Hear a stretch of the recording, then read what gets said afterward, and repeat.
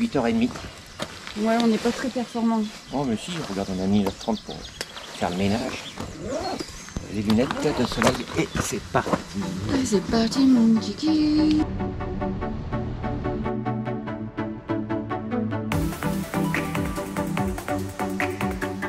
Et oui, c'est parti pour 356 km, pour une journée qui s'avérera comme une des plus belles de ce road trip.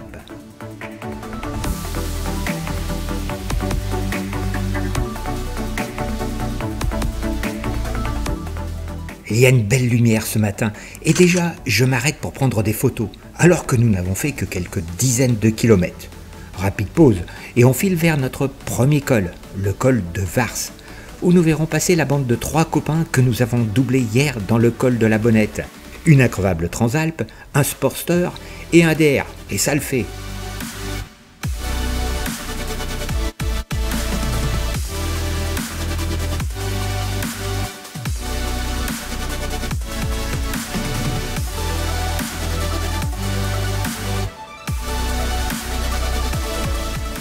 Un peu plus tard, dans les gorges du Guil, nous roulons un peu avec un groupe de Britanniques en GS, qui, même pas peur des petits hommes en bleu, nous déposent sur place dès que ça devient roulant.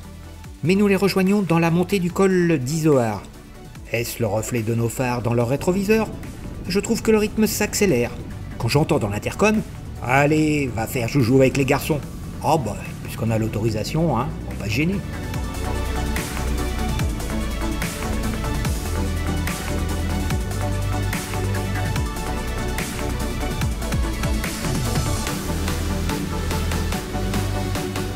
Toutes les bonnes choses ayant une fin, nous nous arrêtons à la Casse Désert pour faire une pause photo.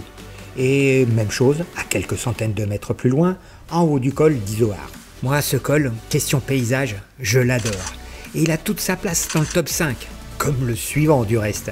Le non moins célèbre, j'ai cité le Galibier. En fait, depuis ce matin, tu as remarqué, nous suivons la RGA, la route des Grandes Alpes. Cette route splendide, rien de mieux que cet itinéraire, pour nous rendre à notre prochaine étape en Italie, à Arvier, dans la vallée d'Aoste. Mais comment ne pas être subjugué par de tels panoramas? Ce n'est pourtant pas la première fois que nous avons la chance de faire ce col avec beau temps, mais c'est toujours le même plaisir, la même satisfaction de pouvoir profiter de ces paysages qui s'offrent à nous. Pour franchir le col du Galibier, on peut emprunter un tunnel, mais avec une telle météo, ce serait sacrilège de ne pas prendre la petite route qui passe au sommet du col à 2642 mètres d'altitude. Ah oui, mais beaucoup de monde s'est dit la même chose que nous. On ne traîne pas, juste quelques photos et let's go. Et on quitte du coup le département des Hautes-Alpes pour celui de la Savoie.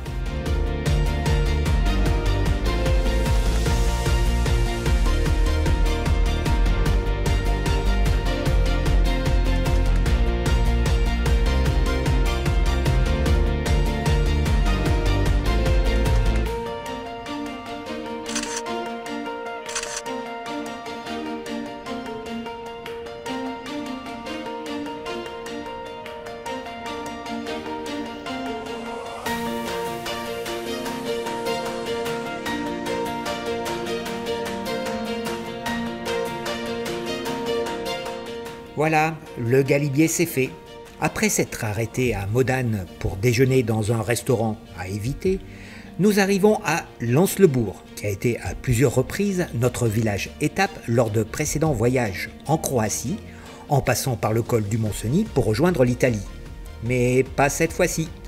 Nous sommes des gourmands, des insatiables de belles routes. Et puisque le col d'Isran est proche, il a été programmé de longue date dans cette étape. Et puis, nous ne sommes pas un jour près pour tremper nos orteils dans l'Adriatique.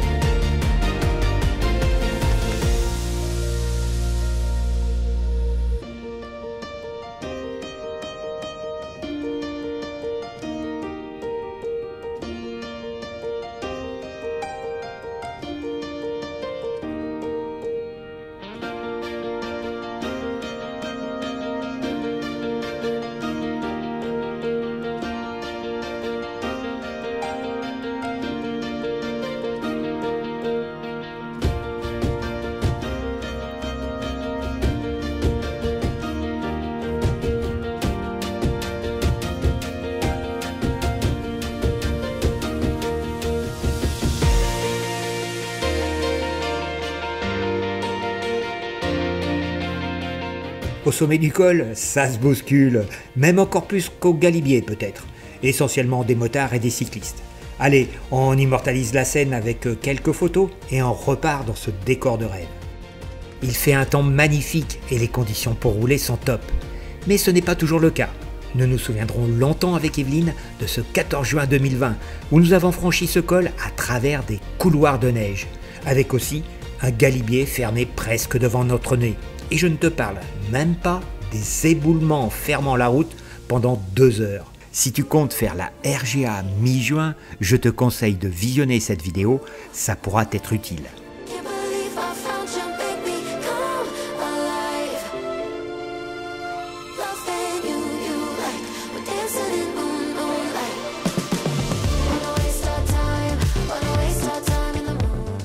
Nous avons quitté la route des Grandes Alpes juste avant Bourg-Saint-Maurice, où nous avons bifurqué à droite en direction de l'Italie, toute proche, à peine à 30 km, pour emprunter le col du Petit Saint-Bernard, très attrayant, presque désert.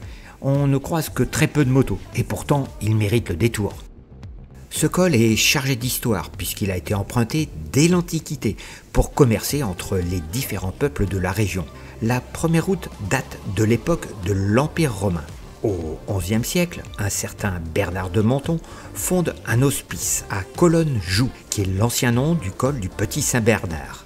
Le bâtiment, pas très beau du reste, existe toujours, mais a subi destruction et reconstruction.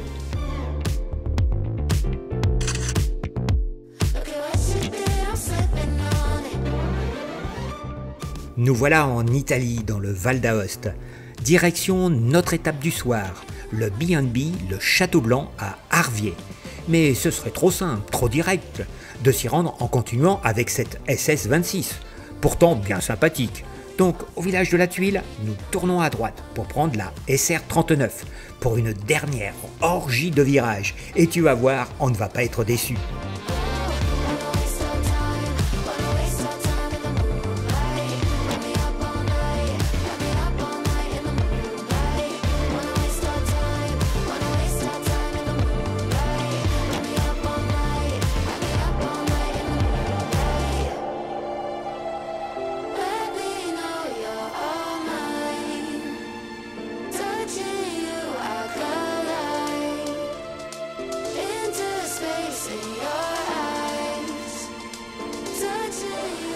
Nous arrivons au petit village de Morgex pour récupérer la SS26 et faire les 13 km qui nous séparent de notre B&B.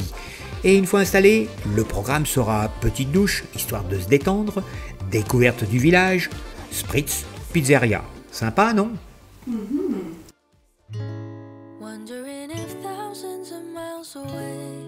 Départ tranquille de notre B&B vers les 9h, mais sous la grisaille. Très bien ce B&B.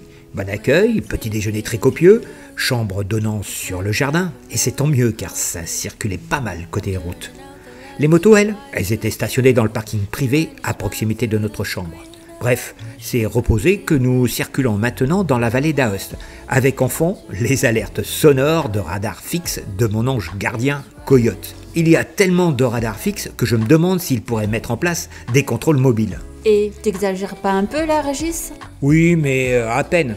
Je m'étais pourtant dit, la dernière fois que je suis passé par là, que je prendrais l'autoroute. Et pourtant, Dieu sait que je n'aime pas ça. Après avoir parcouru 65 km à Settimo-Vitone, on quitte cette SS26 radarisée pour tourner à gauche et prendre de petites routes que j'avais repérées sur Via Michelin, la SP72 et la SP500. On a le temps puisque notre étape ne fait que 265 km pour rejoindre le lac de Caume où nous ferons étape. Tu sais, ce lac en forme de Y à l'envers.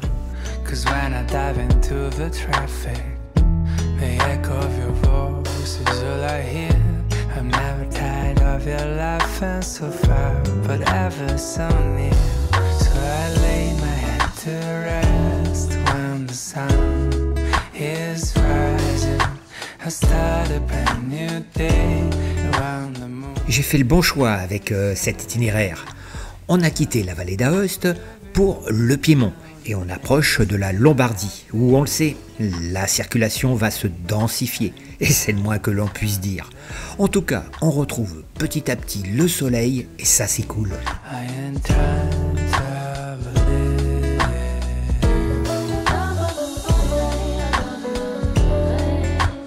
Si on se pose au lac de Caume quelques jours, ce n'est pas un hasard. Ce week-end, c'est le centenaire de la marque Moto Guzzi.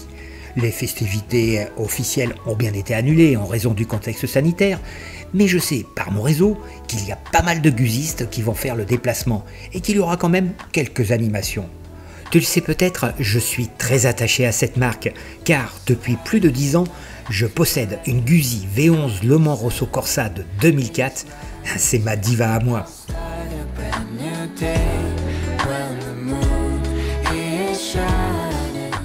Nous sommes tout proche de la région des lacs du nord de l'Italie.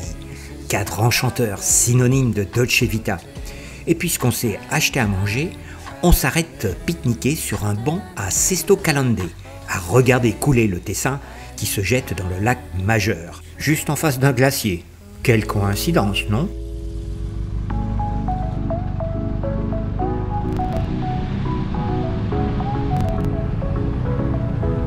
L'estomac plein, on repart, mais changement de décor.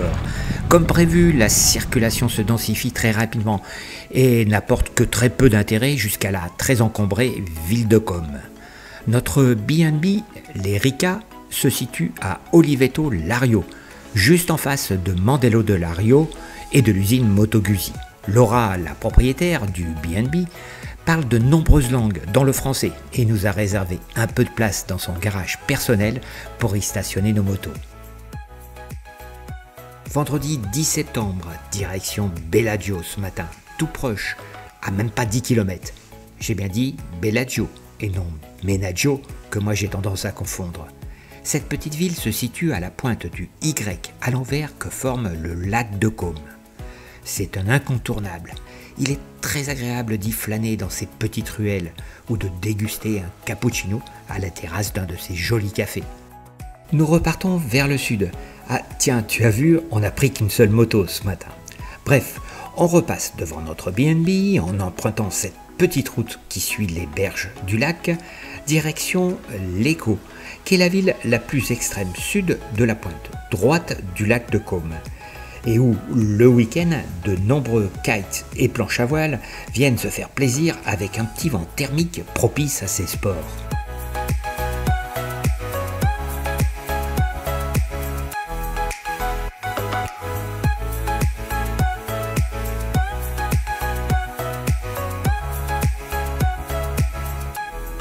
Après avoir dégusté une bonne petite salade avec vue sur le lac, direction la Mecque, l'usine Moto Guzzi à Mandello del Lario.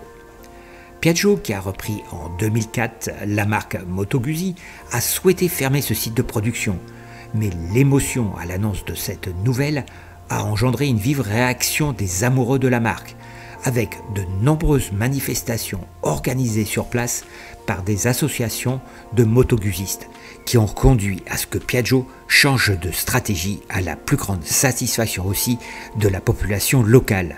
C'est peut-être pourquoi, si Piaggio a annulé en raison du contexte sanitaire les festivités prévues pour le centenaire de la marque Guzzi, la ville de Mandello del Lario a prévu quelques animations et pas mal de guzistes ont répondu présent, même si on est bien loin de la foule des BMW Motorrad Days.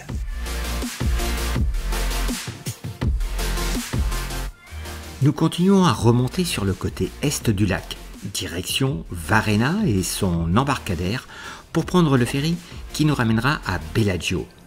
Inutile de réserver, les billets s'achètent sur place et les rotations s'enchaînent rapidement.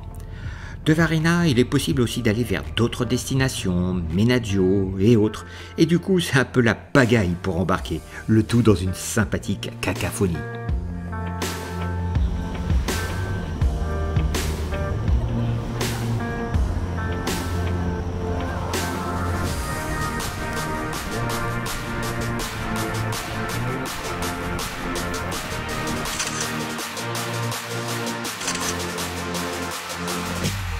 Bellagio, Bellagio, tout le monde descend, enfin si on peut.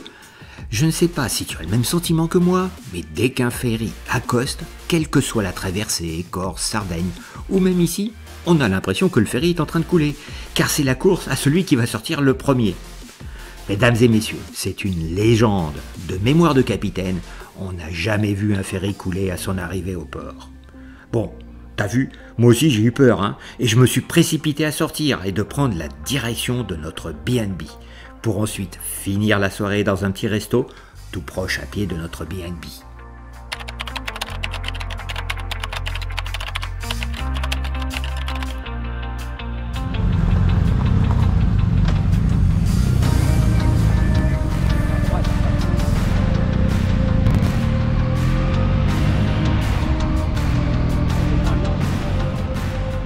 Le ciel est chargé encore ce matin. Il tombait même quelques gouttes vers 8 heures. Oh, même pas de quoi mouiller la route. Et la météo devrait très vite s'arranger, puisqu'un grand soleil est annoncé ici. Nous, pour l'instant, direction la Suisse, pas très éloigné. On va repasser par Lecco et Mandello del Lario. On va perdre un peu moins de temps qu'en empruntant le ferry de Bellagio à Varenna.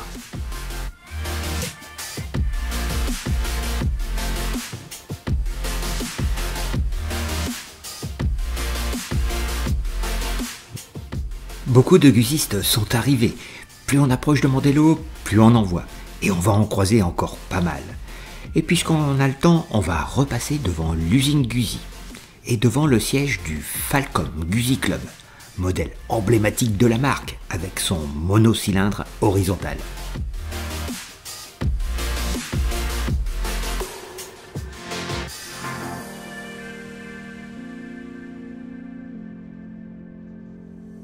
Notre étape du jour fait un peu plus de 300 km. Nous avons commencé par longer le lac de Côme par sa rive est. Ensuite, nous passerons en Suisse, direction Saint-Moritz. Puis, retour en Italie pour passer à Livigno et emprunter le tunnel payant de la Montelacera et se retrouver à nouveau en Suisse pour se faire le col du Stelvio et arriver à Santa Carena di Valforva où nous ferons étape à l'hôtel Résidence Trois Signori. Looking through rose-colored glasses at all my mistakes, breaking through the ceiling, unfazed. Baby, watch me come alive. Strike like the lightning in my lungs, can't fight it. My love is like a drug, I got fire dancing in my eyes, so bright. Le beau temps s'est installé. Et quoi de mieux qu'une petite pause cappuccino à regarder passer les motos. Et surtout, avant de passer en Suisse. Ah, ce n'est pas que les Suisses ne savent pas faire de cappuccino. C'est que le tarif n'est pas le même du tout. Le coût de la vie, tu le sais, en Suisse est extrêmement élevé. Et puisque j'y pense aussi, les forfaits téléphoniques chez nous, dans leur majorité des cas, lorsqu'ils ont l'option Itinérance Europe, ne couvrent pas la Suisse. Donc, juste avant la frontière, pense à bien couper cette fonction sur ton smartphone si tu ne veux pas voir de dépassement sur le prix de ton forfait.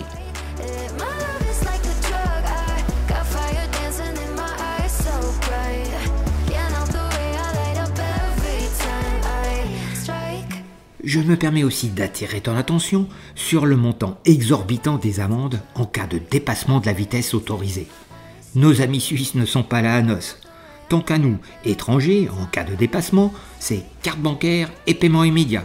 Et par expérience, je peux te dire que ces quelques kilomètres à l'heure supplémentaires font mal, très mal même.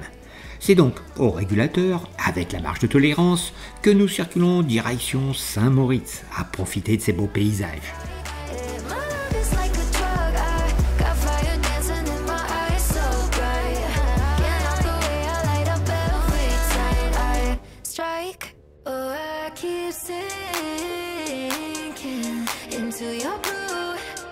Alors, ça valait pas le détour?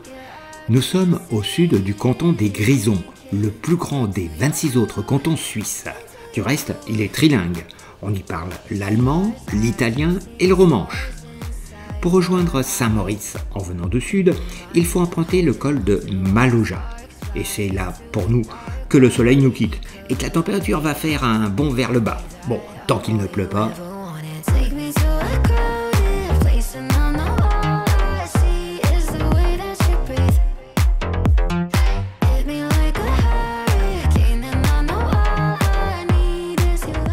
voilà à Saint-Moritz, cette station de ski huppée où s'est déroulé à 2 reprises les Jeux Olympiques d'hiver. Et pourtant, à l'origine, Saint-Moritz doit son importance à ses sources curatives. Elle jouit, paraît-il, d'un microclimat. Pour l'instant, il doit être en grève celui-là. Les paysages restent quand même des plus sympas, avec une vue sur les glaciers de la chaîne de Bernina.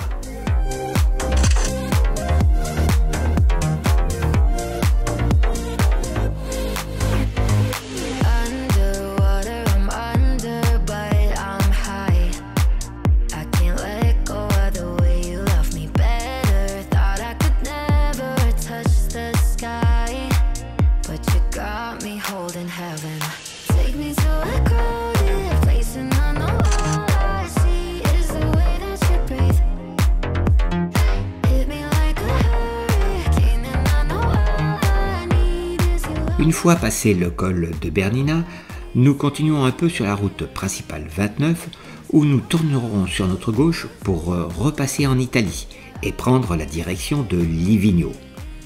Livigno, classé dans le top 3 des meilleures stations européennes. Ce n'est pas sa situation dans cette région assez reculée des Alpes, enclavée à la frontière italo-suisse, qui lui vaut ce classement, mais son statut spécial de zone franche, où la TVA n'existe tout simplement pas. Ce village, en fait, est un gigantesque duty-free où carburant, alcool, tabac sont vendus à des prix très compétitifs.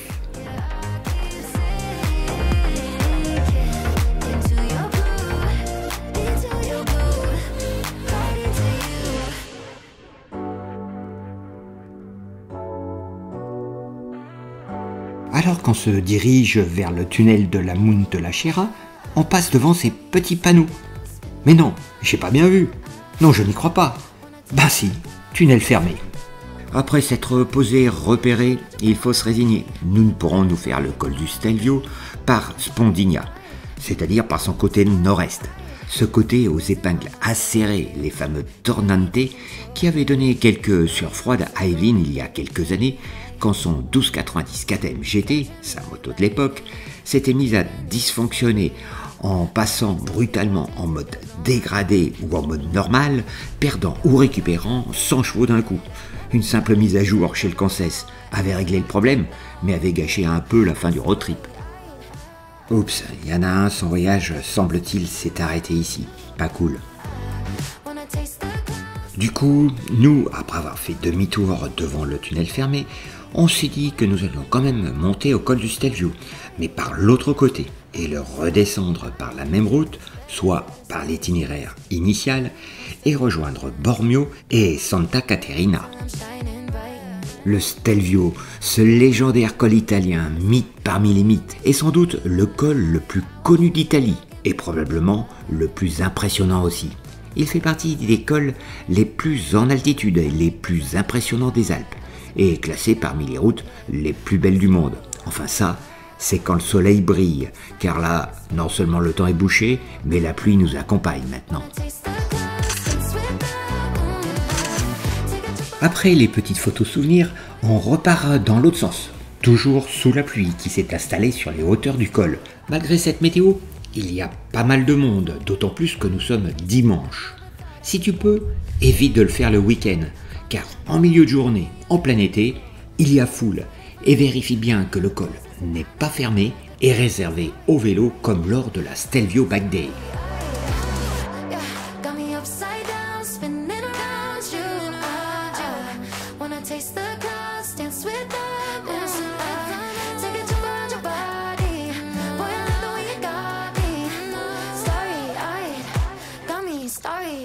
Bormio, nous sommes quasiment arrivés. Reste à rejoindre Santa Caterina et notre hôtel Les Trois Signori, un hôtel 4 étoiles qui offre à cette époque de l'année des tarifs hyper intéressants.